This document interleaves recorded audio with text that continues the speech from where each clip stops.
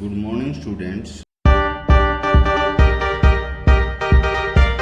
आज हम प्रशिक्षण की नई वीडियो में प्रशिक्षण का अर्थ एवं परिभाषा बताइए। किसी विशेष कला या व्यवसाय में निर्देश अथवा अनुशासन जब किसी अधिकारी के कौशल, हुनर, कला द्वारा शक्ति तथा बुद्धि को किसी एक निश्चित दिशा में सशक्त यानी मजबूत बनाने प्रयास किया जाता है तो प्रशिक्षण कहलाता है। सैद्धांतिक ज्ञान को व्यावहारिक ज्ञान में परिणत करने कला को प्रशिक्षण कहते हैं। प्रशासनिक सुधार आयोग के अनुसार प्रशिक्षण मानवीय साधनों में एक विनियोजित है। यह मानवीय क्षमता में सुधार करता है।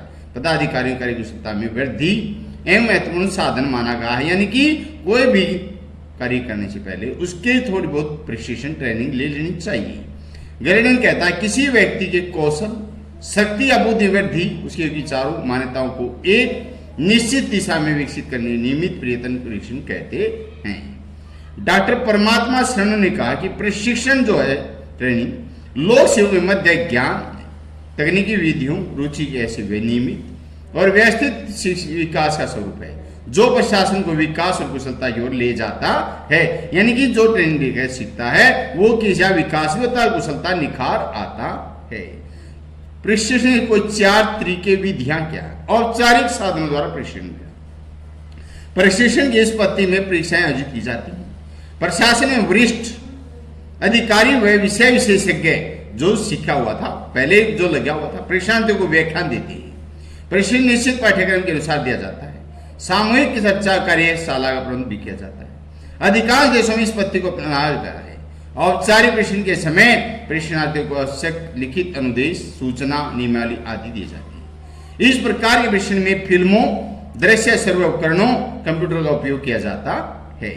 सम्मेलन द्वारा प्रशिक्षण देना, प्रशिक्षण की यह पद्धति अब बहुत ही प्रचलित मानी गई है क्योंकि हर आदमी सीखने की कोशिश कर रहा है।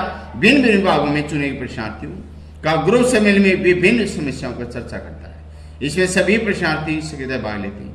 सभी सहभागी अपने अनुभव के आधार पर विशिष्ट विषयों पर अपने अपने विचार व्यक्त करते हैं।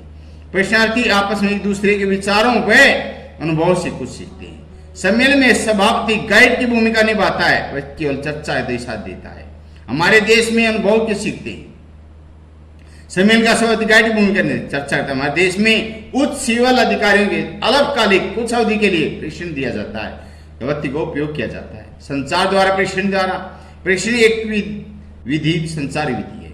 इसलिए कर्मचारी उनके विभागों के नियमों के बारे में बताया जाता है।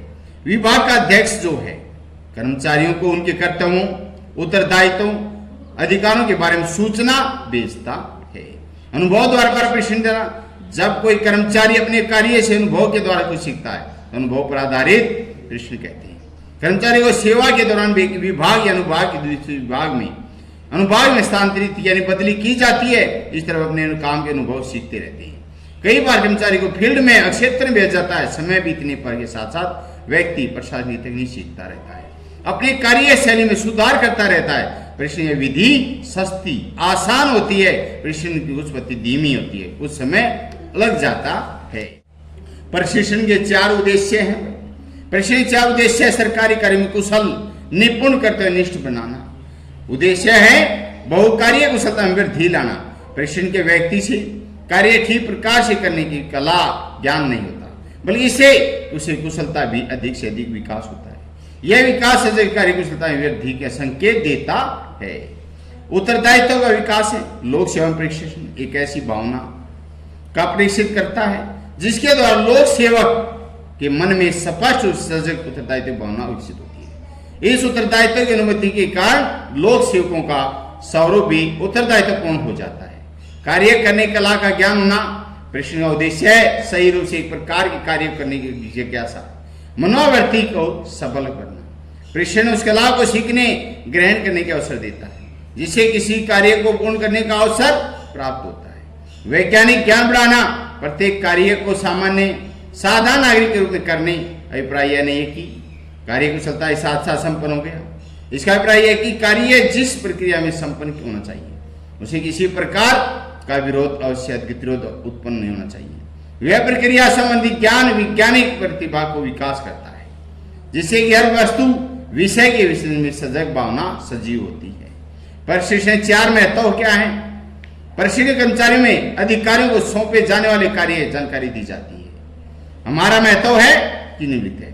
प्रशिक्षण कर्मचारियों में मनोबल बढ़ता है, उच्च तरक्की होती है, कोशिश करता है कि सीखने की। प्रशिक्षण सरकार को भविष्य के लिए तैयार कर्मचारी मिल जाते हैं, क्योंकि पहले लिखा होता कि कर्मचारी था और ज्यादा ट्रेनिंग सीख के आ गया, प्रयोग आपातकाल में किया जा सकता है। इसे निरंतर बदलती प्रशासनिक तकनीकों की जानकारी मिलती है।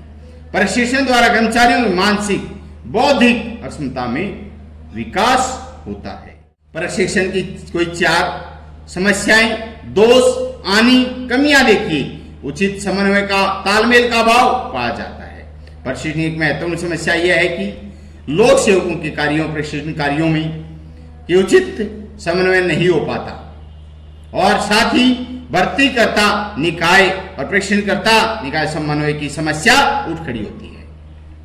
इन दोनों के एक दूसरे की आवश्यकताओं को अनिवार्यताओं की ध्यान में रखकर सहयोग करना चाहिए, क्योंकि एक अयोग्य व्यक्ति को अच्छे और अच्छा प्रशिक्षण कार्य भी योग्य और कुशल नहीं बना सकता, क्योंकि अनपढ़ आदमी है, ये लग गया, कोई सीख नहीं सकता, क्योंकि वो कोशिश नहीं कर रहा है, कार्यभार से दिखता। कुछ विभागों में कर्मचारियों पर कार्यभार दिख रहता है, उनके लिए प्रशिक्षण हेतु समय निकालना बहुत कठिन होता है। प्रशिक्षण दौरान उनके द्वारा किए जाने वाले कार्य कोई अन्य कर्मचारी नहीं करता, इसलिए उच्चाधिकारियों प्रशिक्षणकर्ताओं का प्रयास रहता है कि कार्यक्रम या प्रशिक्षण की बिछा छुड़ा जाए। यह मानसिकता प्रशिक्षण राज्य में बाधा आती, अड़चन डालते हैं। धन का अभाव भी हो सकता है। यह भी देखने में आया कि कई बार प्रशिक्षण कार्यों में ट्रेनिंग के संचालन के सरकारी पास धन का अभाव कमी हो जाती है। इस कारण प्रशिक्षण कार्य के लिए योग्य अनुभवी स्टाफ की नियुक्ति नहीं हो पाती। प्रशिक्षण स्वरूप प्रशिक्षण कार्य केवल औपचारिकता का रूप ले लेता है। प्रशिक्षण के वास्तविक उद्देश्य नष्ट हो जाते हैं। प्रशिक्षण कार्यक्रमों का अनुचित मूल्यांकन करना। प्रशिक्षण की प्रभावशीलता में कार्य सफलता का निर्धारण इस तथ्य से होता है कि प्रशिक्षण समाप्त होने के बाद लोक सेवक कितना लाभान्वित हुआ। प्रशिक्षण प्राप्त कर लेने के बाद यदि उसके स्तर, सम्मान और वेतन वृद्धि नहीं होती तो उसे निराशा ही याद लगेगी। प्रशिक्षण कार्यक्रम का उचित मूल्यांकन करते समय प्रशिक्षक को कार्यक्रम के उद्देश्य को ध्यान में रखकर विश्लेषण करना चाहिए।